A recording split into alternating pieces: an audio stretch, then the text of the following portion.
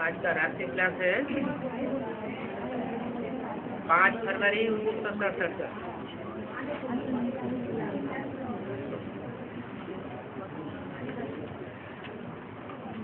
Class में स्वदेश बहन का पुत्र सुन रहे थे कि कैसे कैसे लोग प्रश्न पूछते हैं।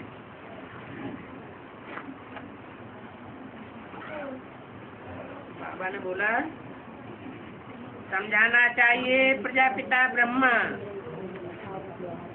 उनके बच्चे और बच्चियां दोनों ही होने चाहिए।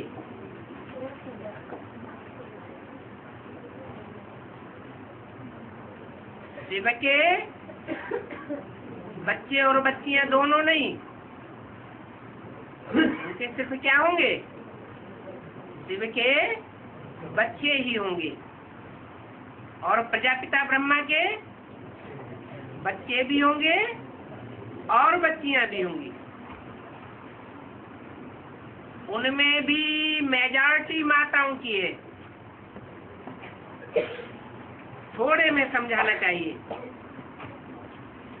जास्ती टिक टिक नहीं करनी है, क्योंकि बाप का ही तो परिचय देना है। जितना कम बोलेंगे उतनी अवस्था अच्छी बनेगी और उतना अच्छा ज्ञान समझा सकेंगे।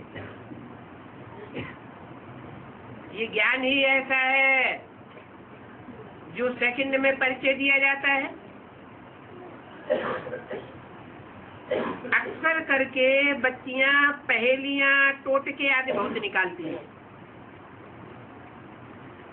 बाप तो कहते हैं हियर नो इविल। ये शास्त्रों के मिसाल भी देने नहीं है, जबकि शास्त्र भी झूठे हैं, तो फिर हम उन शास्त्रों का मिसाल भी क्यों देवे? सबसे सच्ची से सच्ची बात है ऊंचे से ऊंचे बाप और उनका ऊंचे से ऊंचा वर्षा।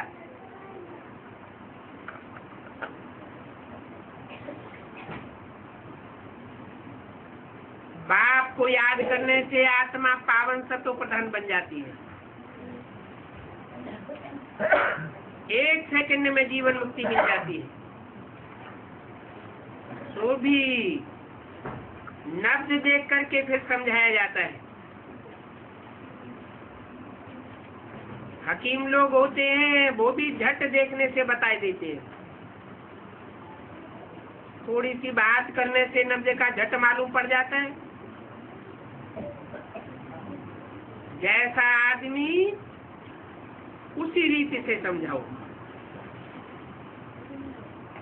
पहले पहले तो ये बात उनकी बुद्धि में बैठाओ कि शिव बाबा हमारा बाप भी है,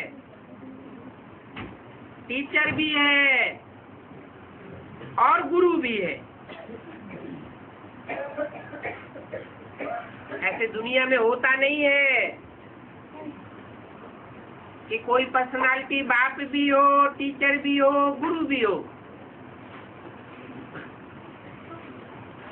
अगर कोई बाप को भूल जाते हैं तो जैसे मुर्दे बन जाते हैं। यहाँ तो बाप ही पढ़ा रहे हैं।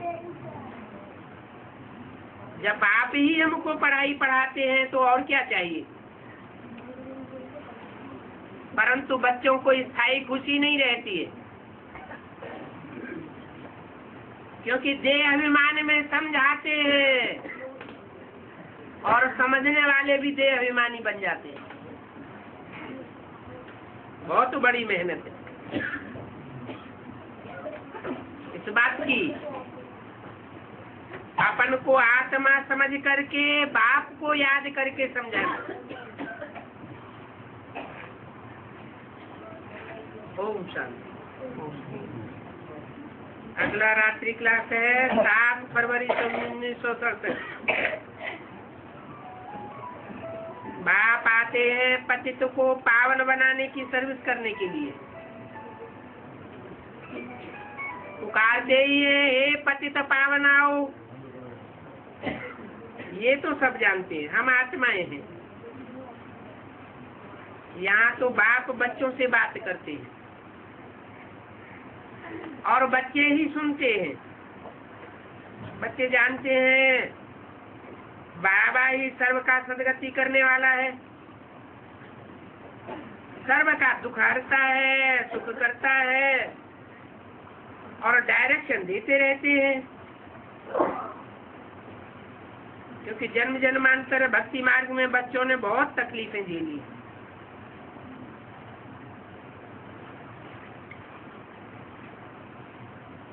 कल्प कल्पांतर ये मेले लगते आते हैं, ये नई बात नहीं है।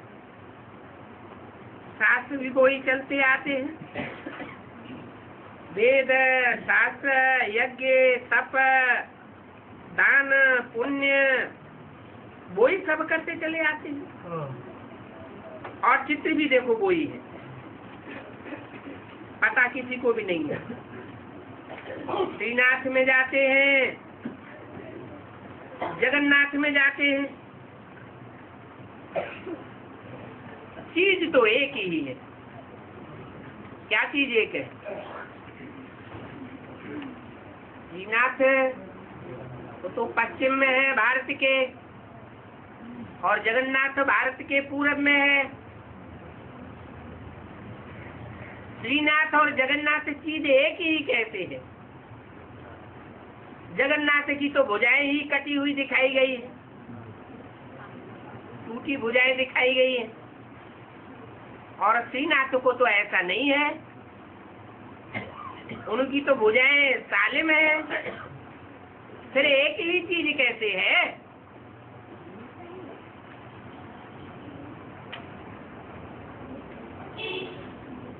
एक ही चीज क्यों बता दी? क्योंकि संगम युग में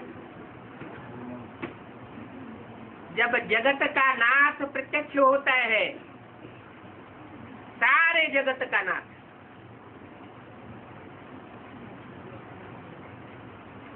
तो बैगरी रूप में प्रत्यक्ष होता है। ऊंचे से ऊंचे का भी नाथ है, रक्षक है, और जो नीचे से नीचे हैं उनका भी रक्षक है। ऊंचे से ऊंचे पाठधारियों के भी कनेक्शन में आने योग्य है, और नीचे से नीचे मनुष्य जो पाठधारी हैं उनके भी कनेक्शन में आता है।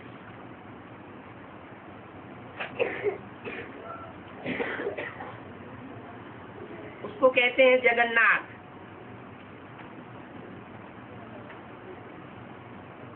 जनता जनार्दन, और एक है श्रीनाथ, उसे पश्चिम में दिखाते हैं। द्वारिकाधीश कहा जाता है। किसका आधीश? दो द्वारिका, वो सारे जगत का एक, और वो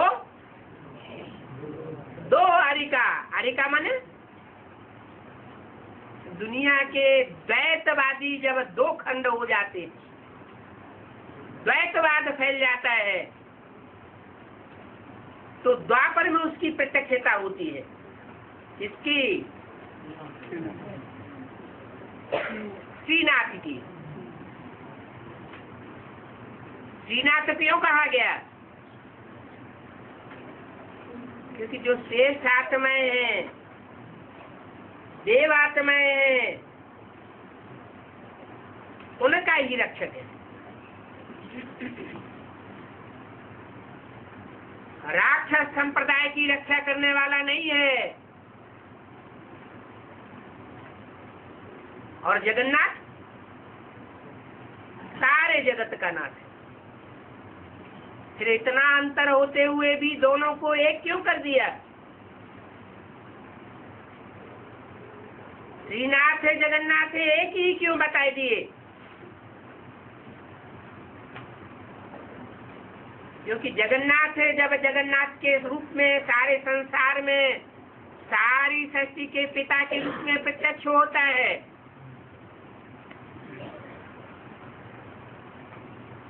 तो उसमें देवताओं का जो नाथ बनने वाला श्रीनाथ कृष्ण की सोल है वो भी प्रवेश कर जाती है।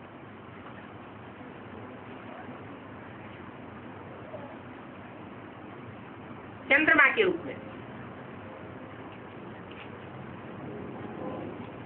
इसलिए दोनों को एक बताया हुआ है।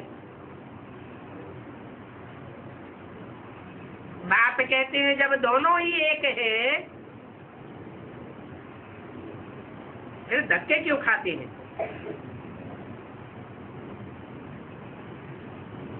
ये तो है ही भक्ति मार्ग के धक्के खाने का मार्ग। पहले भी ये ज्ञान तुम बच्चों ने ही सुना था और अभी भी सुनते हो। ये ज्ञान तुम बच्चों के अलावा और किसी को मिलता ही नहीं।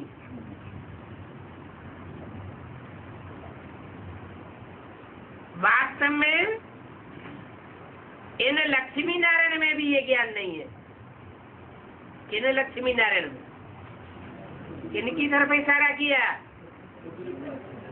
जो सतयुग के लक्ष्मी नारायण हैं उनकी तरफ इशारा किया कि इन लक्ष्मी नारायण में भी ये ज्ञान नहीं है।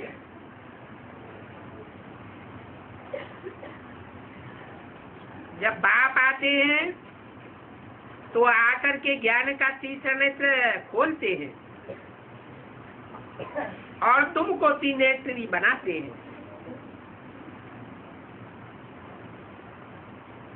नेत्री तुमको बनाते हैं, लक्ष्मी नारायण को नहीं बनाते। किसको बनाते हैं? तुमको। माना जो सन्मुख बैठने वाले बच्चे हैं नंबरवार, वो त्रिनेत्री के बच्चे त्रिनेत्री बनते हैं। तुम्हारी आत्मा के चक्षु खुल जाते हैं। आत्मा को ज्ञान मिलता है ना। हम आत्मा हैं, हम आत्मा को परम पिता पढ़ाते हैं। ये पढ़ाई पढ़ाने का पाठ कल्प बाद फिर ज्यों का त्यों पर रिपीट होगा। हूबहू रिपीट होना है। अभी तो देखो सीढ़ी उतरते उतरते सभी तमो प्रधान बन गए हैं।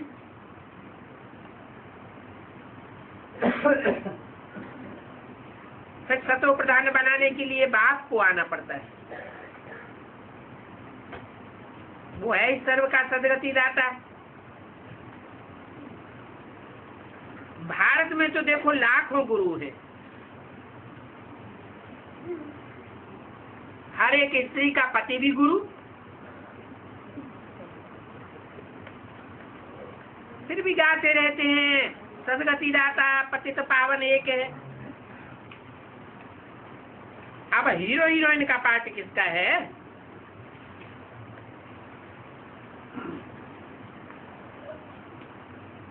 गुरु तो लाखों की तादाद में है,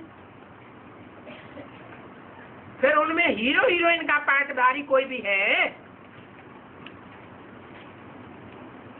शिव बाबा को भी हीरो हीरोइन का पार्टधारी नहीं कहेंगे।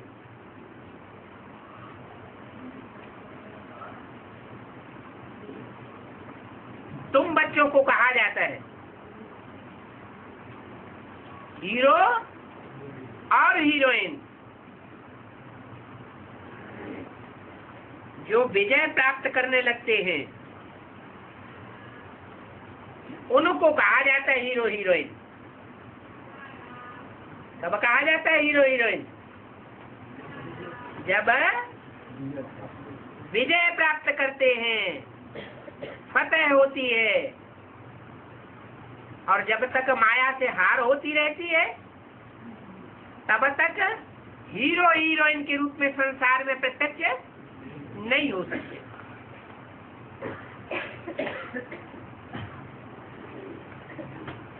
बाप को याद करते हो।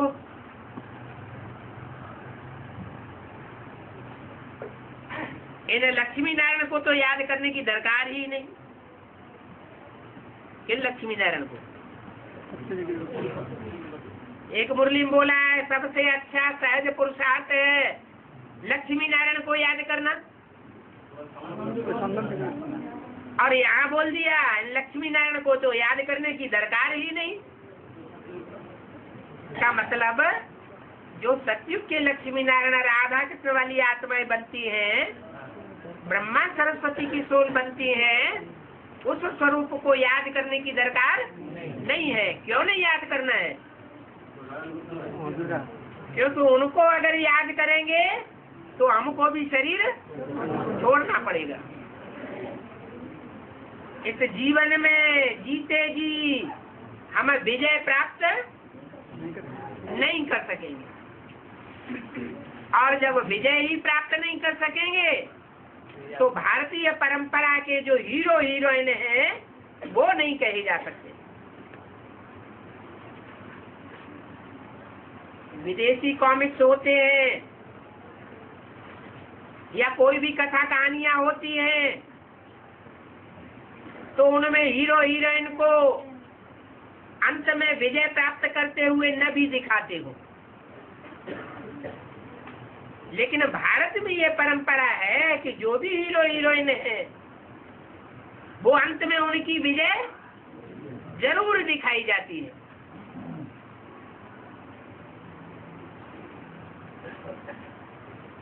तो दो लक्ष्मी नारायण हुए। जहाँ जहाँ भी बिरला मंदिर है वहाँ दो प्रकार के मंदिर बने हुए हैं लक्ष्मी नारायण के। 8 प्रकार के मंदिर नहीं है। कितने हैं? 2 प्रकार के। एक नर नारायण का मंदिर कहा जाता है, जो नर से डायरेक्ट नारायण बनता है, और दूसरा नर से प्रिंस बनते हैं जन्म लेकर, और फिर प्रिंस से नारायण पद पाते हैं।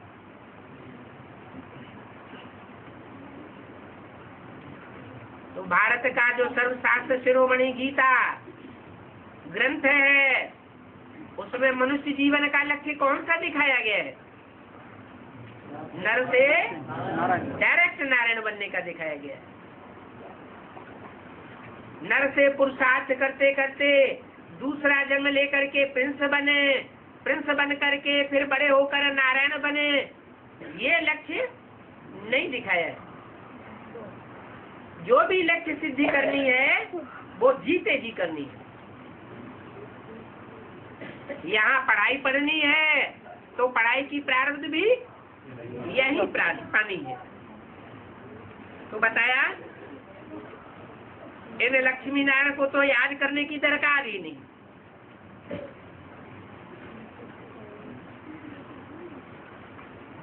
इनको भी देने वाला कौन है? इनको भी देने वाला बाप है, दाता है। भक्ति मार्ग में भी दान करते हैं, पात्र को देते हैं। वो पात्र को तो दान नहीं देते।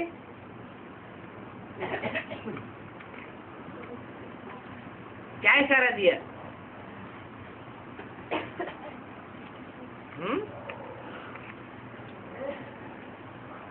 बाप दाता है तो विश्व की बादशाही किसको देता है?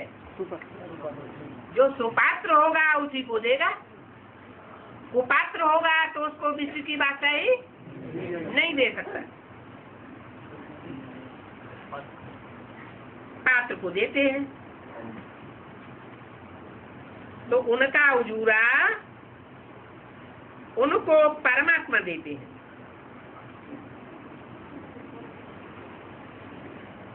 अगर कोई पतित को देते हैं तो उसका उजूरा बाप नहीं देंगे। क्या? पतित को दान दिया तो बाप से उसका उजूरा नहीं मिलेगा। किसको देना है? सुपात्र को देना है, पतित को नहीं देना है। अच्छा, बाप पतित तन में आता है या पावन तन में आता है? पतित तन में आता है, तो फिर देंगे किसको? है? किसको देंगे? पतित तन में ही तो आया हुआ है।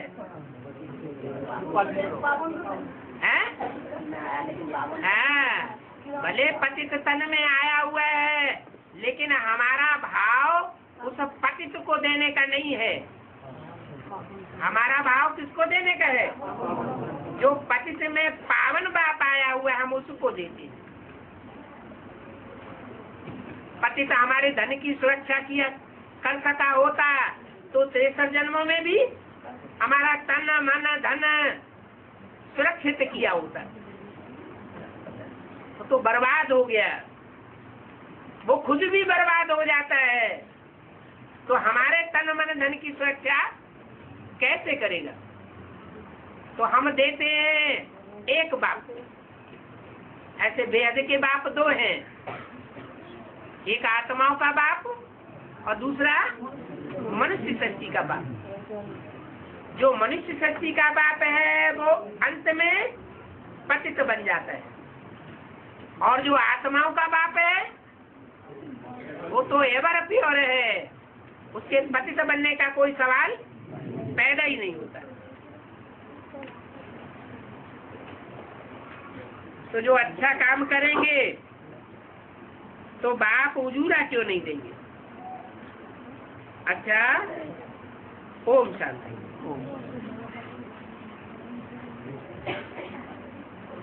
8 फरवरी सन 67 का प्रातः क्लास की बाकी बची हुई पॉइंट। घर को याद करो और सुखधाम को याद करो।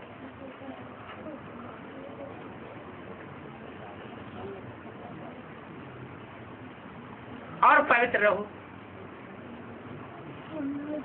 घर है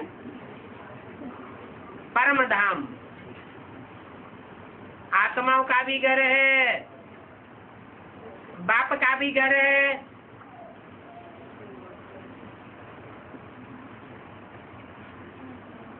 तो घर को याद करो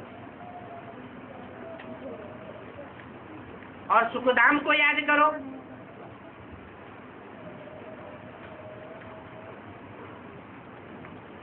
आत्माओं का घर है शांति धाम, तो ऊपर बता दिया। ऊपर है या नीचे है? नीचे है शांति धाम है। हाँ, अगर ऊपर याद करेंगे तो सूत्र कहे जाएंगे। क्यों क्यों सूत्र कहे जाएंगे? क्योंकि जो ज्ञानी आत्माएं होंगे वो तो ब्राह्मण बच्चे हुए, जो ब्रह्मा मुख से निकली हुई बात को जानते हैं। वो जानते हैं कि बाप नीचे आया हुआ है। नीचे आया हुआ है तो ऊपर क्यों याद करेंगे? जो ऊपर याद करते हैं वो शूद्र संप्रदाय हुए, और जो नीचे हुए आए हुए बाप को याद करते हैं वो ब्राह्मण संप्रदाय हुए। तो घर को याद करो। वो घर कहाँ है? जो सुप्रीम सोल बाप आया हुआ है, जरूर कोई पतित तन में आता है। जिस भी पतित तन में आता है वो हमारे लिए हमारा घर हो गया। उस पतित तनधारी का भी घर है, और हम आत्माओं का भी, मन बुद्धि रूपी आत्माओं का भी घर है। हमारी बुद्धि का ठिकाना कहाँ है? कहाँ है? परम धाम। कैसा धाम? परम धाम, परे से परे धाम। अच्छा, तो वो ऊपर है कि नीचे है कि दाएं है कि बाएं है? नीचे है। तो वो परम धाम भी है। क्या? परे से परे धाम। और फिर बताया सुख धाम को याद करो। सुख धाम तो इस दुनिया में है ही नहीं, तो याद कहाँ से करे? और सुख धाम अभी आने वाला है कि आ चुका है? आ चुका है सुख धाम है। बाप है सुखदाता। सुखदाता बाप दुखधाम में आता है या सुखधाम में आता है? दुखधाम में आता है। तीन मूर्तियों में बाप की जो तीन मूर्तियां गाई हुई हैं, उनमें दुखधाम कौन सा है और सुखधाम कौन सा है और शांति धाम कौन सा है? एक मूर्ति है शांति धाम की अधिष्ठाता, उससे नीचे की मूर्ति है सुखधाम की अधिष्ठाता, और उससे भी नीचे की मूर्ति है दुखधाम की अधिष्ठाता। कौन सी मूर्ति को याद करने के लिए मना कर दिया? इस ब्रह्मा को याद भी नहीं करना है। तो जिसको याद करेंगे वैसा ही वाइब्रेशन अपनी आत्मा का बन जाएगा।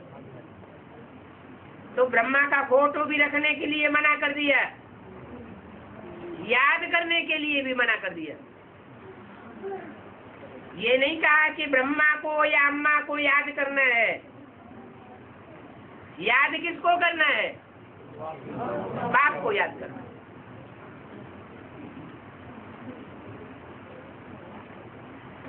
घर को याद करो,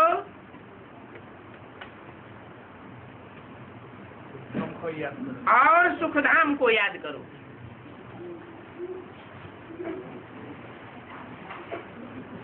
तो सुखधाम का अधिष्ठाता तो दिखाई नहीं पड़ता है, आने वाला है, अभी है नहीं। कैसे? मन बुद्धि से कैसे?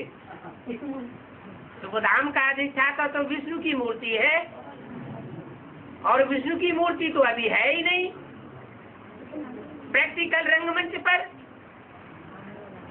तो फिर याद कैसे करें? आएंगे वो तो कल बाद भी आते रहेंगे।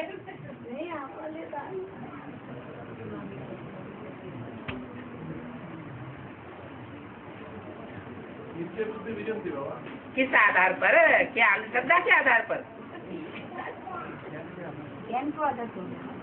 अंधश्रद्धा तो नहीं है, प्रैक्टिकल होना चाहिए ना, है? क्या मुरली? 3.5 साल बताया हैं? बाबा, 3.5 साल बताया। 3.5 साल वो तो भविष्य की बात बता दी। अभी वर्तमान में सुखधाम को कैसे याद करे? 5000 साल के बाद सुखधाम आवेगा, हर 5000 साल बाद आता रहेगा। वो तो बाद की बात हुई। 5000 साल पहले था, वो भी 5000 साल पहले की बात हो गई। अभी वर्तमान में सुखधाम को कैसे याद करे?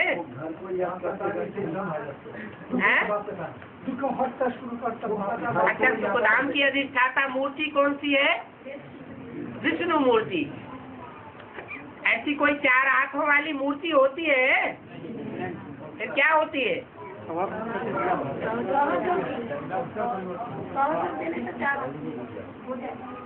बना लक्ष्मी और नारायण, दोनों का कॉम्बिनेशन विष्णु मूर्ति कही गई। लक्ष्मी में भी लक्ष्मी के 2 रूप, और नारायण में भी नारायण के 2 रूप।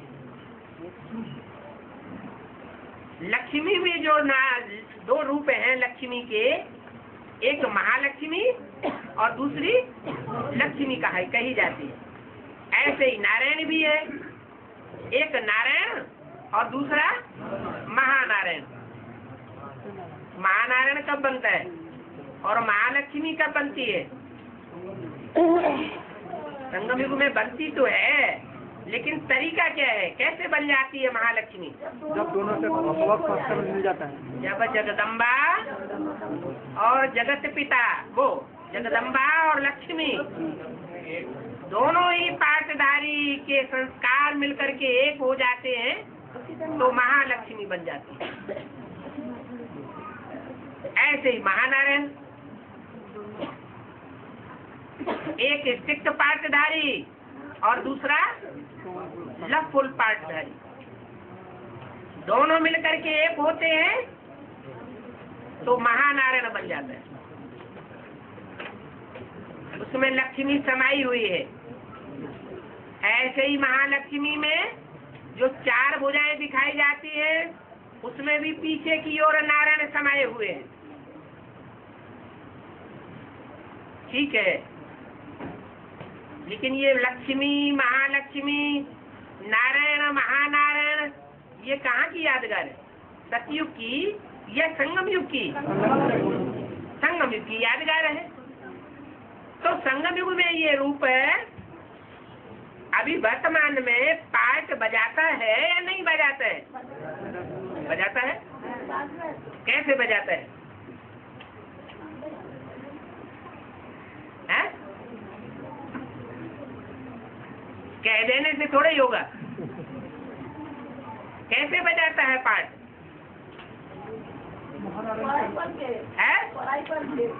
महानारायण पीछे तो लक्ष्मी है। महानारायण के पीछे लक्ष्मी है। जो नारायण प्रवेश करके महानारायण का सतयुग एक होता है। माना सतयुग का जो नारायण वाली आत्मा है वो महानारायण में प्रवेश करता है और प्रवेश करके जो लफुल है वो लाफुल में प्रवेश करके एक आकार हो जाता है, जिसको भक्ति मार्ग में अर्धनारीश्वर के रूप में दिखाया हुआ है। बाबा कहते हैं बाप दादा है कंबाइंड। तुम बच्चे बाप दादा को अलग अलग करेंगे, वो फिर मिलकर के एक हो जाएंगे।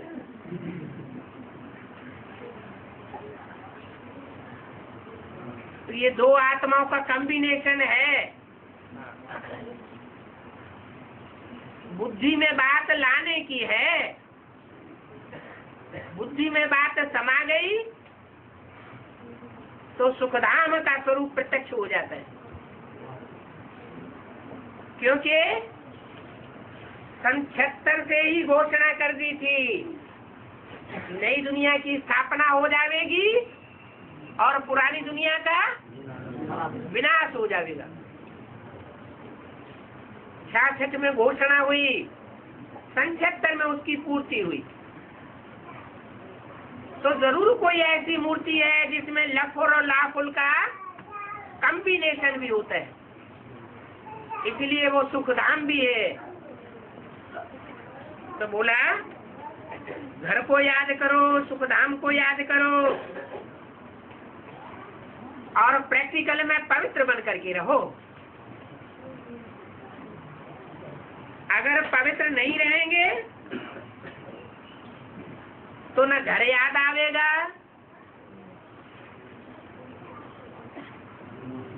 प्रैक्टिकल बातें हैं।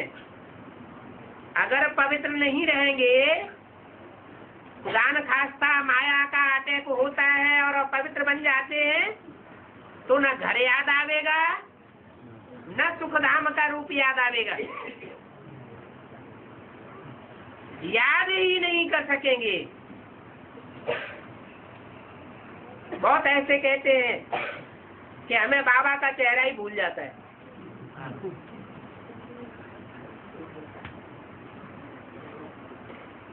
ऐसे नहीं कि बहुत दिन से देखा नहीं होगा, रोज देखते भी है फिर भी भूल जाता है। ऐसा क्यों होता है? आंखों से देखी हुई चीज तो याद आनी चाहिए। इसलिए भूल जाता है कि आंखों से भले देखते हैं, ये बाहरी आंखें देखती जरूर हैं, लेकिन अंदर का जो चक्षु है वो किसी और को देखता है। बाप को देखने का आदि नहीं है। तो जहाँ बाप नहीं है वहाँ जरूर पाप है, और जहाँ पाप है वहाँ बाप की याद नहीं आ सकती। बहुत हार खाते हैं, लिखते हैं बाबा हम तो गिर गए। बाबा कहेंगे तुम कुल कलंकित हो गए, तुमने काला मुंह कर दिया, लानत है तुम पर, तुम तो गए पाताल में। अब तुम्हारे हड्ड गोड टूट गए।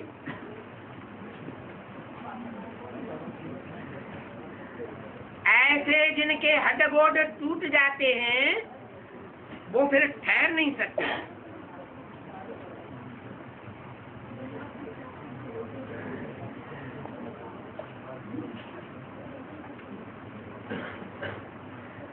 ये सीढ़ी उनको चढ़नी ही नहीं है, जो बार बार गिरते रहते हैं, बार बार बाप की याद भूल जाती है। इसलिए बाबा कुमारियों की खास महिमा करते हैं। क्यों? कुमारियों की महिमा क्यों करते हैं?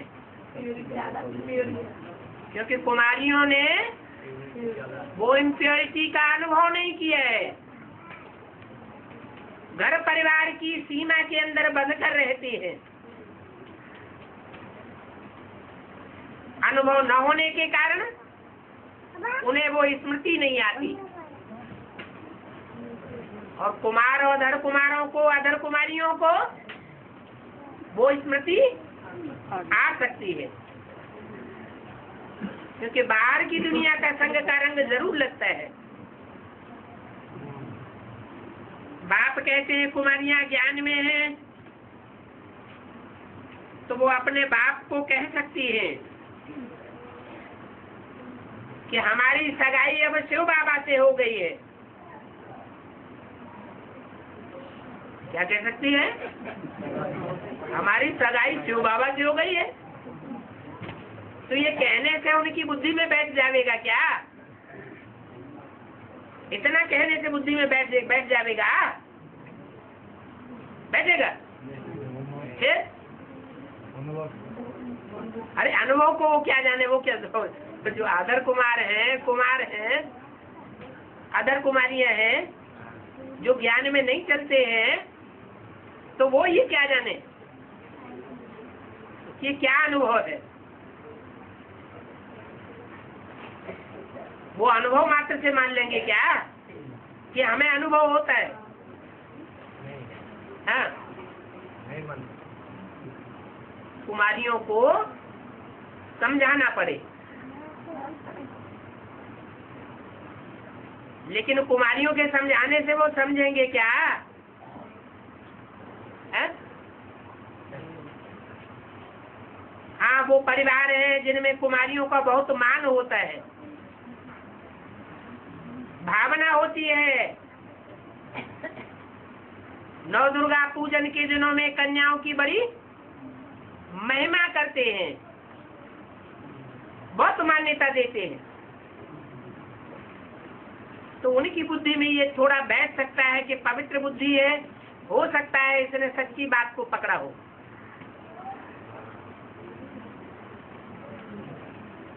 तो कुमारियां बाप को कह सकती हैं हमारी सगाई शिव बाबा से हो गई,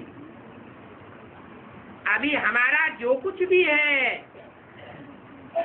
आपके पास वो हमको दे दो। क्या? हमारे हिस्से का जो भी है, जो भी आपके पास है वो हमको दे दो, तो हम शिव बाबा की सर्विस में लग जाएंगे। अगर आप हमारे हिस्से की संपत्ति खा जाएंगे तो आप पापात्मा बन जाएंगे। इतनी हिम्मत हो कहने की। हमारा हिसाब किताब कर दो, हमको दे दो।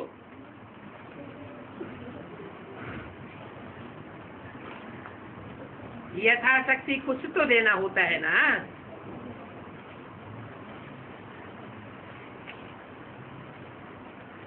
हमको देंगे तो हम 3 पैर पृथ्वी के लेकर के ये हॉस्पिटल कम यूनिवर्सिटी खोल लेंगे। कितनी आत्माओं का कल्याण हो जाएगा। ये साधु संत आदि तो एक का भी कल्याण नहीं कर सकेंगे। हमारे ऊपर विश्वास करो, देखो हम कितनों का कल्याण करते हैं।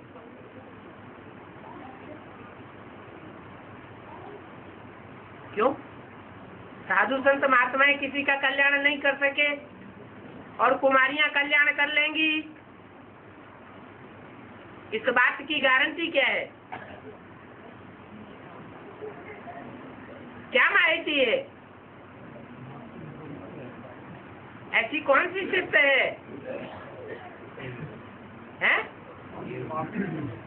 क्योंकि कुमारियों में प्योरिटी होती है। पहली मूर्ति सफल नहीं होती, दूसरी मूर्ति भी सफल नहीं होती।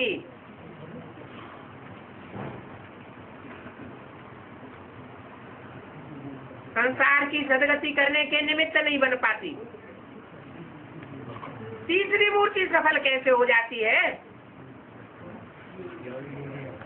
प्योरिटी की पावर के कारण। तो इतने उमंग उत्साह से बोलना चाहिए कि साधु संत एक का भी आज तक कल्याण नहीं कर सके। हमको आप देंगे तो हम देखना कितनों का कल्याण करती है। हम तो यही सच्ची रूहानी सेवा करेंगे। अगर ऐसी ऐसी का रूहानियत से भरी पूरी कन्याएं निकल पड़े तो कितनों का कल्याण हो जाएगा। ऐसे कितने सेंटर्स खुल जाएंगे।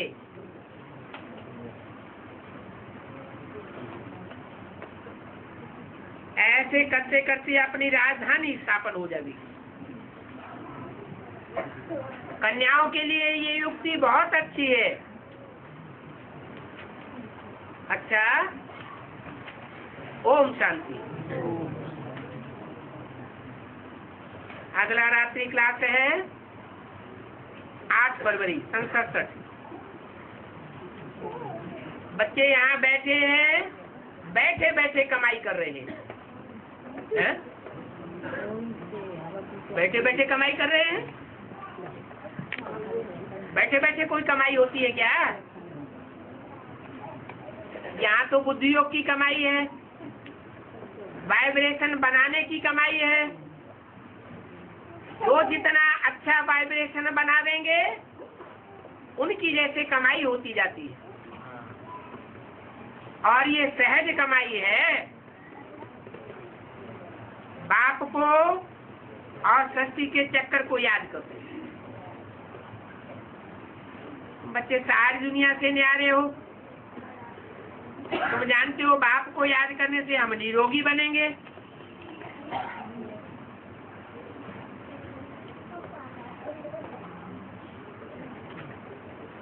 बाप को याद करने से निरोगी बनेंगे,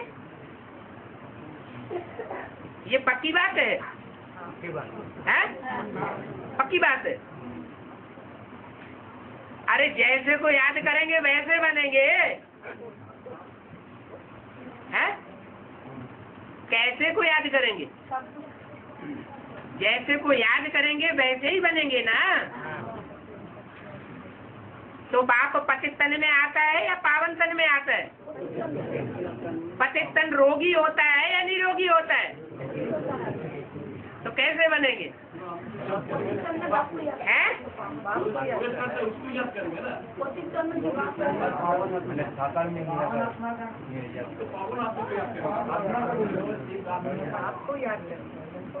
यहाँ तो निरोगी बनने की बात है।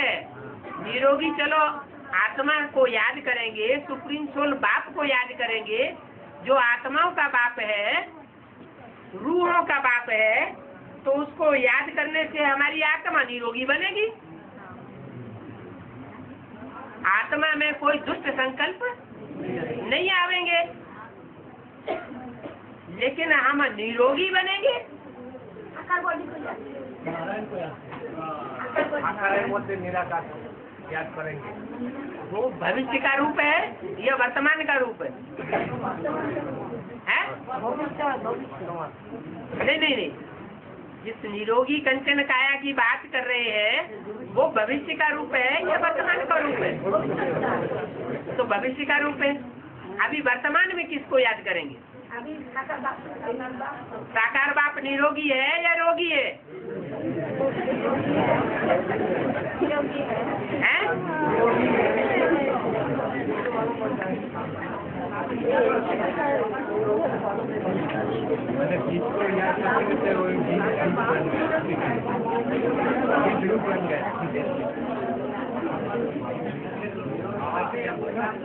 साकार में हम निराकार को याद करते हैं। जो निराकार को याद करते हैं, उस निराकार के साथ जो पावन बनने वाली आत्मा है वो निराकार है या साकार है? हैं? हम सब के मुकाबले क्या है? हम सब के मुकाबले ज्यादा साकार है, माने उसको ज्यादा देहवान आता है।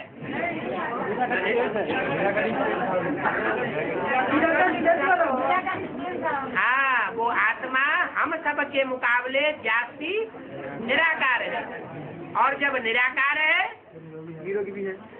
तो निराकार का संग का रंग हमको, हमारी आत्मा को जरूर लगेगा, और हमारी आत्मा भी निराकार बनेगी। तो पहले आत्मा निराकार बने, फिर शरीर निराकारी बने। निराकारी का मतलब निर्विकारी। जितने जितने विकार बढ़ते जाते हैं उतना उतना रोग बढ़ते जाते हैं। और बाप को तो अनेकों बच्चों के संसर्ग संपर्क में आना पड़ता है,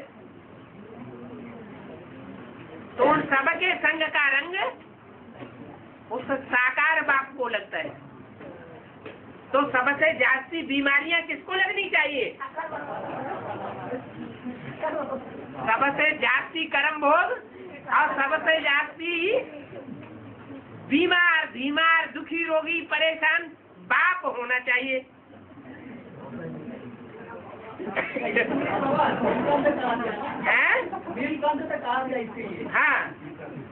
हाँ, वही बात है। तो बताया भक्ति मार्ग में तो नीला कंठ दिखाई दिए। अब ऐसा नहीं है कि कोई कंठ में रुक जाता है। कंठ में रुक जाने का मतलब मन बुद्धि को, आत्मा को वो विकृति प्रभावित नहीं कर पाती। अगर ऐसी स्टेज हमारी भी बने तो हम भी जल्दी से जल्दी निरोगी कंचन काया वाले बन ही जाएंगे। क्योंकि जब फाउंडेशन अच्छा है तो बिल्डिंग भी अच्छी बनेगी। तो तुम जानते हो ये बात कि बाप को याद करने से हम निरोगी बनेंगे। कल पहले मिसल बाप की श्रीमत पर बाप को याद करने से निरोगी बनेंगे, और तुम बाप की श्रीमत पर बाप को याद करते हो, कोई मनुष्य की मत पर बाप को याद नहीं करते हो। इसका क्या मतलब हुआ? ज्ञान में चलने वालों में भी बहुत ऐसे मनुष्य गुरु निकल पड़ते हैं जो अपने को बाप सिद्ध कर देते हैं। हम उन मनुष्य गुरुओं की मत पर नहीं चलते, हम उस एक बाप की श्रीमत पर चलते हैं जिसकी मत श्रेष्ठ से श्रेष्ठ है। तो श्रीमत पर चल करके बाप को याद करते हो। ज्ञान है ही बाप के पास, और कोई के पास ये ज्ञान हो नहीं सकता। और कोई ये बात कह ही नहीं सकता कि 5000 वर्ष पहले भी हमने ये समझाया था। बाप ही कहते हैं। मैं कल पहले के संगम पर आकर तुम बच्चों को परिचय देता हूँ।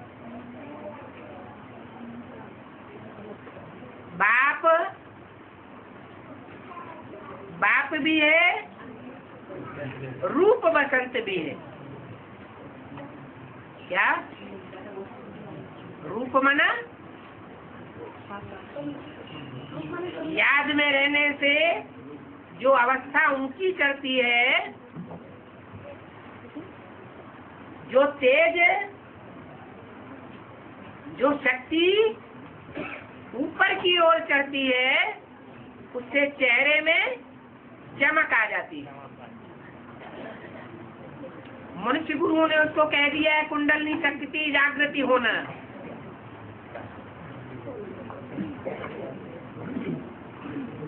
तो शक्ति जो चेहरे में चढ़ जाती है, उससे रूहानियत बढ़ जाती है। और करते करते ये अभ्यास एक टाइम ऐसा आता है कि वो शक्ति नीचे जाती ही नहीं, ऊपर की ओर चढ़ने की स्वभाव वाली हो जाती है। उसको कहते हैं ऊर्ध्वरेता। स्त्री पुरुष की रजबीरी की शक्ति ऊपर चढ़ने की स्वभाव वाली हो जाती है। और जब ऐसी शक्ति, ऐसा अभ्यास पक्का हो जाता है,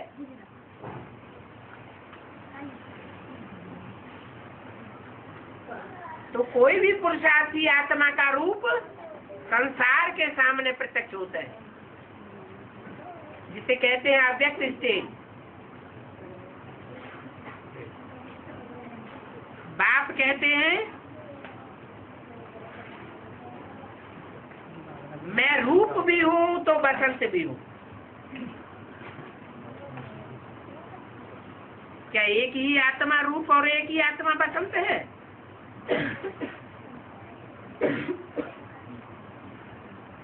या दो आत्माओं की बात है या तीन आत्माओं की बात है? एक आत्मा रूप भी है और एक आत्मा बसंत भी है। रूप और बसंत की जोड़ी है या एक है? जोड़ी है तो दो होंगे या एक होगा? है?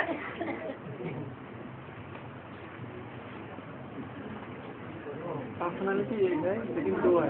पर्सनालिटी एक है लेकिन पार्ट बजाने वाली आत्माएं दो है। बसंत माने गुणों की खान, बसंत माना दिव्य गुणों की खुशबू जहाँ भरी हुई हो।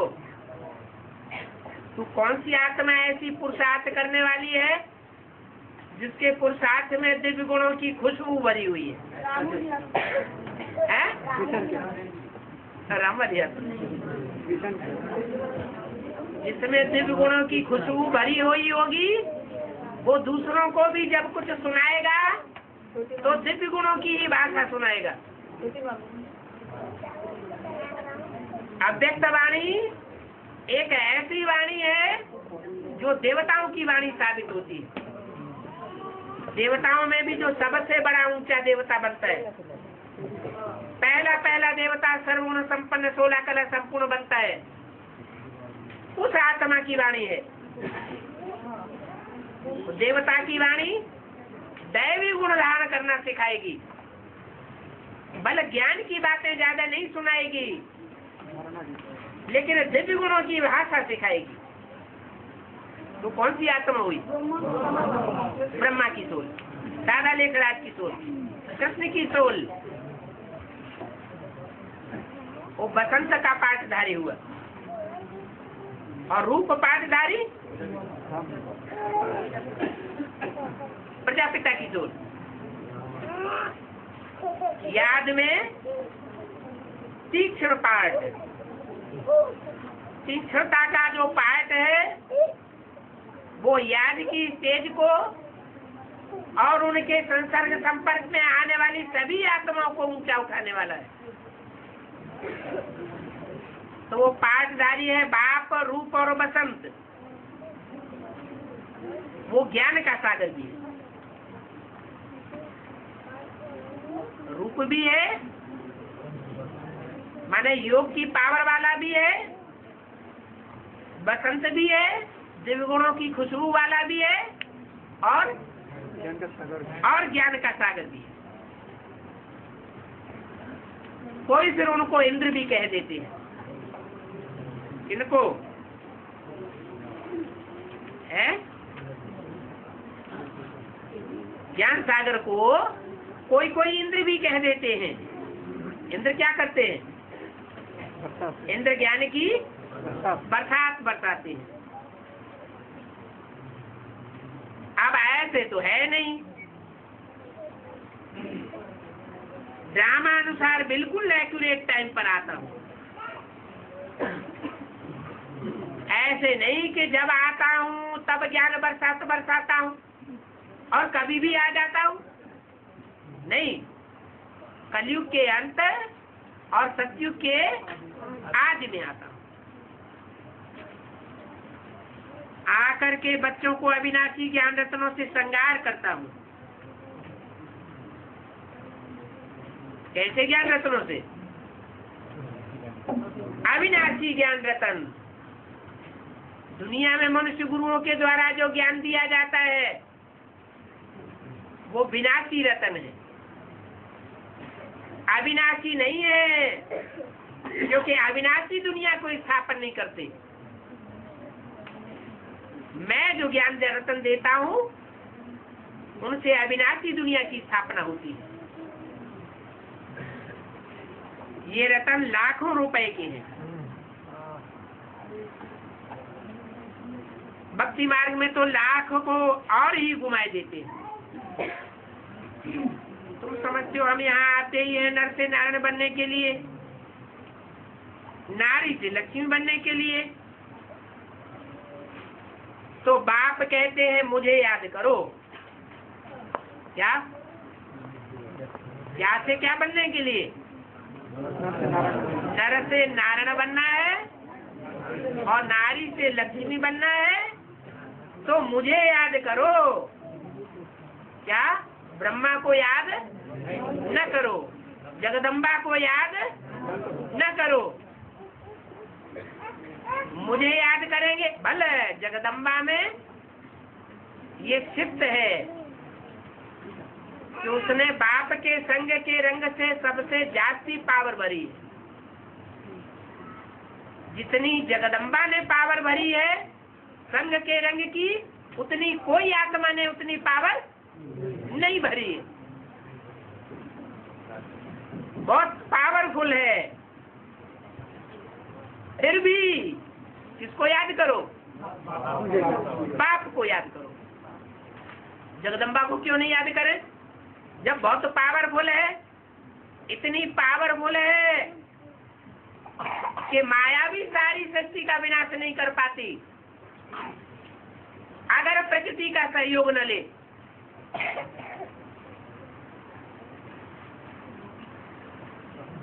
जगदम्बा का सहयोग न ले।